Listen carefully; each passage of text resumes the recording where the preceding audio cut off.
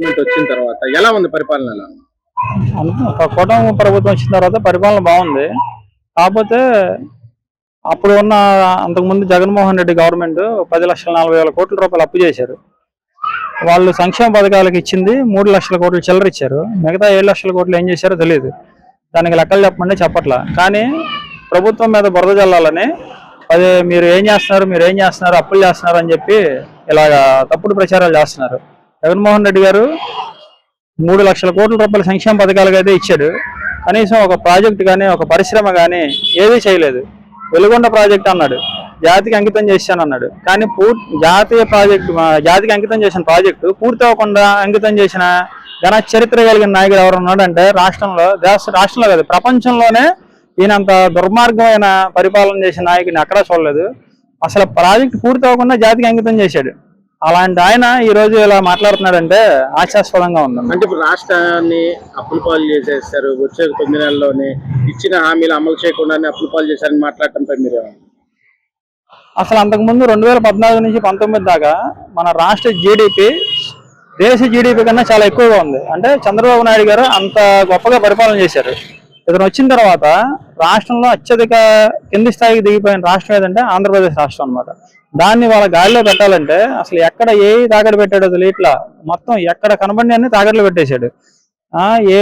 ఏ బ్యాంకుకి ఎంత వడ్డీలు కట్టాలి ఇవన్నీ తెలియట్లా. ఇవన్నీ గాలిలో పడాలంటే కొంత సమయం కావాలి. ఎందుకంటే అధికారులు కూడా లంచాలకు అలవాటు పడిపోయి వాళ్ళు కూడా తప్పు నివేదికలు ఇస్తున్నారు. ఇవన్నీ కొంచెం రావాలంటే టైం పట్టిద్ది. ఏదైనా ఇప్పటికీ ఇంకో 4 నెలలు అయితే రాష్ట్ర పరిపాలన అంతా గాలిలో పడిద్ది. అన్ని ఇప్పుడు వరకు అయితే ప్రజలకు ఏమి ఇబ్బంది లేకుండా అన్ని జరుగుతున్నాయి. కాకపోతే కొన్ని హామీలు ఇచ్చారు. ఆ హామీలు ఆలస్యమైన మాట వాస్తవమే. కానీ అంటే ఇప్పుడు అమరావతిని నిధులు తీసుకురావడంపై మీకు ఎలా అనిపిస్తుంది? అమరావతి 30,000 కోట్ల రూపాయలు నిధులు ఇచ్చారు అమరావతికి. మొన్న 2 రోజుల క్రితం శ్రీనివాస్ కళ్యాణం చేశారు. రేపు వచ్చే నెల ప్రధానం గారు వస్తున్నారన్నారు. మళ్ళీ శంకుస్థాపన చేస్తున్నారు. అది చంద్రబాబు నాయుడు గారు లేకపోతే అసలు 3,000 కోట్లు కూడా వచ్చాయి కాదనమాట. ఈ రోజు 30,000 కోట్ల రూపాయలు అమరావతికి నిధులు ఇచ్చారు. అది చాలా శరవేగంగా అభివృద్ధి చెందింది. అదే చంద్రబాబు గారు కనుక మొన్న టైం కూడా ఉండుంటే ఈ పాటికి భారతదేశంలోనే నెంబర్ 1 రాష్ట్రం ఇది ఆంధ్రప్రదేశ్ రాష్ట్రం. కానీ ఆంధ్రప్రదేశ్ ప్రజలు కూడా కొంచెం తప్పు నిర్ణయం తీసుకొని చంద్రబాబు నాయుడు గారిని అలా ఓడిపోవడం జరిగింది. గవర్నమెంట్ నిత్యావసర ధరలు ఎలా ఉన్నాయి? నిత్యావసర ధరలు ఏమీ పెరగలేదు. అన్నీ అందుబాటులోనే ఉన్నాయి. సామాన్య ప్రజలు కానీ అందుబాటులోనే ఉన్నాయి. నిత్యావసర వస్తువులు ఏమీ పెరగలేదు. అన్నీ బాగానే ఉన్నాయి.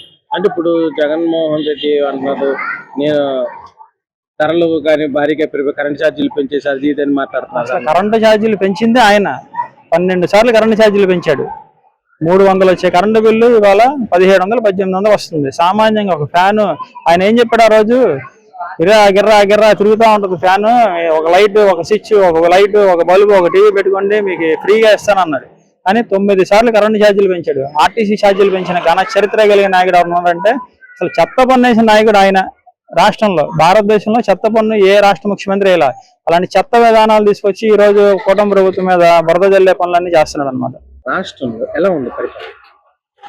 కూటమి ప్రభుత్వం వచ్చిన తర్వాత రాష్ట్రంలో ప్రజలు అన్ని వర్గాల ప్రజలు హ్యాపీగా ఉన్నారు. గత పాలనలో దగాపడ్డ ప్రజలందరూ కూడా ఈరోజు కూటమి ప్రభుత్వం మంచి నిర్ణయాలు తీసుకొని ముందుకు సాగుతుంది. ముఖ్యంగా ఈరోజు రాష్ట్రంలోని ముఖ్యంగా అమరావతి కానివ్వండి, పోలవరం కానివ్వండి, ప్రతి ఒక్క ఊరికి రవాణా విషయంలో కానివ్వండి అన్ని జాగ్రత్తలు తీసుకోవడం జరిగింది. ఈరోజు గత 5 సంవత్సరాల్లో కనీసం గంపడి మట్టేని ఆనాటి ప్రభుత్వం, ఈనాడు వచ్చిన కూటమి ప్రభుత్వం ప్రతి పల్లెకి రోడ్లు కానీ, మరమ్మతులు కానీ, డ్రైన్లు కానీ ప్రతి పని కూడా శుభ్రంగా చేసి పెడుతుంది. అలాగే అమరావతిని రేపు జూన్ నుంచి ఈరోజు కేబినెట్ మీటింగ్ జరిగింది. దాదాపు 30 అమరావతికి నిధులు విడుదల చేయడంపై మీకు ఎలా ఉంది? హ్యాపీగా ఉంది. ఈనాడు వరకు మొన్న గత 2014, 2019 వరకు అమరావతి మన రాజధాని గర్వంగా చెప్పుకున్న తెలుగు ప్రజలు గత 5 ఏళ్లలో దగాపడ్డారు. ఆంధ్ర ప్రజలందరూ కూడా చాలా అయోమయంగా గురయ్యారు. ఏంట్రా ఈ పరిస్థితి, నమ్మి ఒక రాజశేఖర బిడ్డ అని ఓటేసి నమ్మితే మనం దగా చేశాడని ప్రతి గుండె కూడా బాధపడింది. దాని ఫలితమే 2024 ఎన్నికల్లో ఏ నియోజకవర్గం చూసినా భారీ మెజార్టీతో కూటమి అభ్యర్థులు అఖండ మెజార్టీతో గెలిపించడం జరిగింది. అది జగన్మోహన్ రెడ్డి కూడా ఆ దెబ్బ పొందుతున్నాడు. అది బాగా గ్రహించారు. ఈరోజు ఈనాటి కూటమి ప్రభుత్వం రావడమే మన అమరావతిపై దృష్టి పెట్టారు, పోలవరంపై దృష్టి పెట్టారు, అభివృద్ధిపై దృష్టి పెట్టారు. అలాగే కార్మిక వర్గాల కోసం ఇసుక ఫ్రీ ఇవ్వడం జరిగింది. అలాగే కార్మికుల కష్టాలు తెలిసిన వ్యక్తి కాబట్టి కార్మిక బాగా చేసినట్టు గత ప్రభుత్వం 2014, 2019 అన్నా క్యాంటీన్ ద్వారా పేద ప్రజలకు అన్నం ఎలా పెట్టారో మన ప్రభుత్వం కంపల్సరీ పెడతాం హామీ ఇచ్చారు. ఆ హామీలోనే ఈరోజు 5 రూపాయలకి అన్నా క్యాంటీన్ కూడా పెట్టడం జరిగింది. ప్రజలు పూర్తిగా కూడా హ్యాపీగా ఉన్నారు. మా టార్గెట్ వల్ల జగన్మోహన్ రెడ్డి ఒక మాట అంటాడు, గవర్నమెంట్ వచ్చి 9 నెలలు దాటుతుంది, ఇచ్చిన హామీలు ఇంకా అమలు చేయలేదు, రాష్ట్రాన్ని అప్పులు పాలు చేస్తున్నారు, అది ఇదని మాట్లాడుతున్నారు. ఈ రాష్ట్రంలో అప్పులు పాలు చేసిన వ్యక్తి ఎవరు ఉన్నారంటే, రాష్ట్రాన్ని దగా చేసిన వ్యక్తి ఎవరు ఉన్నారంటే జగన్మోహన్ రెడ్డి. గత 5 సంవత్సరాల్లో కనీసం ఎక్కడ అభివృద్ధి లేదు. ఒక పథకాల పేరుతో ప్రజల్ని దగా చేశారు, వారు దండుకోవడం జరిగింది. రాష్ట్రాన్ని దాదాపు ఒక 9 నుంచి 11 లక్షల కోట్ల రూపాయలు అప్పు చేసిన చరిత్ర ఈ జగన్మోహన్ రెడ్డికి ఉంది. భారతదేశంలో ఏ రాష్ట్రంలో లేనంత అప్పు ఆంధ్రప్రదేశ్ లో చేసిన వ్యక్తి ఆనాటి ముఖ్యమంత్రి జగన్మోహన్ రెడ్డి. ఇది కనీసం చేసి అప్పు చేశారు కాబట్టి ప్రజలన్నీ గ్రహించారు, కూటమి ప్రభుత్వం పట్టం కట్టారు. డెఫినెట్ గా కూటమి ప్రభుత్వంలో ఏవైతే హామీలు ఇచ్చారో, ఉచిత ఇసుక కానివ్వండి, రోడ్లు మరమ్మతులు చేస్తామనే కానివ్వండి, పోలవరం అభివృద్ధి చేస్తామనే కానివ్వండి, అమరావతి నిర్మించడమే కానివ్వండి, రైతాంగానికి 20,000 ఇవ్వడమే కానివ్వండి, అన్ని పథకాలు 100 చేసుకుంటూ వెళ్తారు. దానిలో సమస్య లేదు. మహిళలకు ఈ రోజు చూస్తే అన్నా క్యాంటీన్ ఓపెన్ చేశారు, ఉచిత ఇసుక ఇచ్చారు, గ్యాస్ బండ్ సిలిండర్ ఇచ్చారు. రేపు మే నెలలో ఈ రాష్ట్రంలో చదువుకున్న విద్యార్థులకు తల్లికి వందనం కింద ఎంత మంది పిల్లలు ఉంటే అంత మందికి 15,000 చొప్పున రేపు మే నెలలో ఇవ్వబోతున్నారు. ఆ తర్వాత నెక్స్ట్ కూడా ప్రతి మహిళలకు నెలకు 15,000 చొప్పున 18,000 రూపాయలు కూడా పథకాన్ని కూడా జూన్ జూలైలో అమలు చేస్తారు. నేతలు అంటున్నారు, ఇచ్చిన హామీలు అమలు చేయలేక వంశీని గానీ ఏదో ఒకటి అరెస్టులు చేయటం, దాన్ని తప్పుదాలు పక్కన నెడుతున్నారు, అది ఇదని మాట్లాడుతున్నారు. దాని మీద మీరు ఏమంటే చాలా ఇబ్బంది ఉంటుంది. జగన్మోహన్ రెడ్డి వంశీని అరెస్ట్ చేయడానికి పథకాలకి ఏమైనా పొందనుందండి అంటే నాలెడ్జ్ లేని వ్యక్తిని ముఖ్యమంత్రి చేస్తే ఏం మాట్లాడతాడు? ముఖ్యమంత్రి పదవి పోయిన తర్వాత మర్చిపోయింది. నిధులు తీసుకురావడం పని సార్, ఈ రోజు రాష్ట్రానికి మరీ ముఖ్యంగా అమరావతికి నిధులు రావడం అనేది ఒకటే కాదు, అసలు అమరావతిని అంచెలంచెల అభివృద్ధి కాకుండా ఒకే రకంగా అభివృద్ధి పదంలో దూసుకెళ్లిపోయేటువంటి విధానమైన ఆలోచనలో నారా చంద్రబాబు నాయుడు గారు ముందుకు తీసుకురావన్నది రాష్ట్ర ప్రజానీకం చేసుకున్నటువంటి యొక్క అదృష్టం. రాజధాని అనేది మన రాష్ట్రానికి ఒక తల లాంటిది.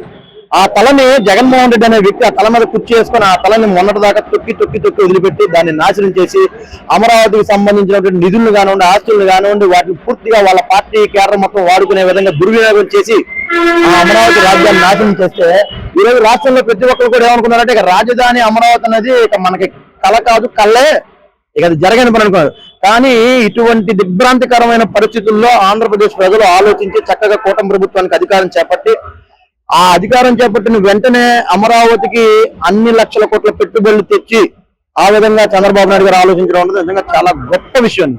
ఇది ఎవరైనా సరే ముక్త కంఠంతో, సామాన్య ప్రజలైన కానివ్వండి, ఎవరైనా సరే ముక్త కంఠంతో ఒప్పుకోవాల్సిన విషయం. వాళ్ళ ఈ రోజు వైసీపీ కేడర్ కూడా ఎలా ఉందంటే వాళ్ళైనా సరే ఆ విషయాన్ని ముక్త కంఠంతో ఒప్పుకోవాల్సింది తప్పదు. జగన్మోహన్ రెడ్డి గారు ముఖ్యమంత్రి అయిన వెంటనే అమరావతి కోసం ఆయన పెట్టిన పెట్టుబడులు, ఆయన పెట్టిన బడ్జెట్ లో చూడండి, మీరు గమనిస్తే ఫస్ట్ మొట్టమొదటి బడ్జెట్ లో ఆయన అమరావతికి 5,000 కోట్లు కేటాయించి, బియ్యం సంచుల కోసం 750 కోట్లు కేటాయించి ఆ సంచుల కాంట్రాక్ట్ ఇచ్చిన ఎవరామే భారతి గారు, జగన్మోహన్ రెడ్డి గారు భార్య గారు చెప్పారు. అంటే రాజధానిని ఆయన అంత చిన్న చూపు తీశాడండి. అటువంటి దిక్కుమాల పరిపాలన నుంచి రాష్ట్ర ప్రభుత్వం ముందు రాష్ట్ర ప్రజల ముందు విముక్తి కలిగించి అమరావతికి అన్ని వేల కోట్లు పెట్టుబడులు పెట్టే విధంగా చంద్రబాబు నాయుడు గారిని ప్రోత్సహించింది ఈ ప్రజలే. అలాగే ఆయన కూడా ఆ రకంగా ఆలోచించడం అన్నది కూడా రానున్న తరాలు కూడా చాలా ఆనందపాల్సిన విషయం అండి. ఇది అమరావతి ఖచ్చితంగా ఇప్పుడు చాలా ఆనందం కలుగుతుంది. అమరావతి ఖచ్చితంగా పెట్టుబడులు పెట్టి దాన్ని అభివృద్ధి చేస్తే చుట్టుపక్కల ఉన్న ప్రతి ప్రాంతం, ఆఖరికి మా బెజవాడ లాంటి పరిసర ప్రాంతాల్లో కూడా చాలా చక్కగా డెవలప్మెంట్ అనేది మాకు కానీ ఆర్థిక వనరులు కానీ సమకూర్చే అన్న ఆలోచన మాకు ఆనందం కలిగిస్తుంది. అంటే ఇప్పుడు రాష్ట్రానికి ఈ రోజు పెట్టుబడులు తీసుకురావడం మీకు ఎలా అనిపిస్తుంది?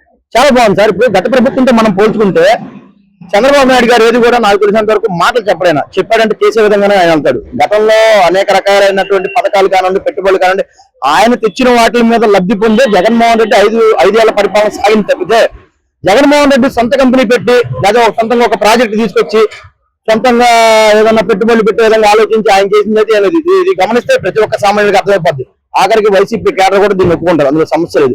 ఈ రోజు ఆయన ప్రభుత్వం కూలిపోయే ముందు ఒక 13 లక్షల కోట్ల పెట్టుబడులు వచ్చేసాయని చెప్పిన విశాఖపట్నం మీద అడవాడు చేశారు తప్పితే వాళ్ళ పార్టీ కేడర్కి ఆ గంజాయి బెచ్కి సూట్లు వేసి తీసుకెళ్లి అడవాడు చేశారు తప్పితే ఈ రోజు ఆ 13 లక్షల కోట్లు నిజంగా వాళ్ళు పెట్టుబడులు పెట్టించి రాష్ట్రానికి దిక్కుమాల పరిస్థితి వచ్చేది కాదు కదా.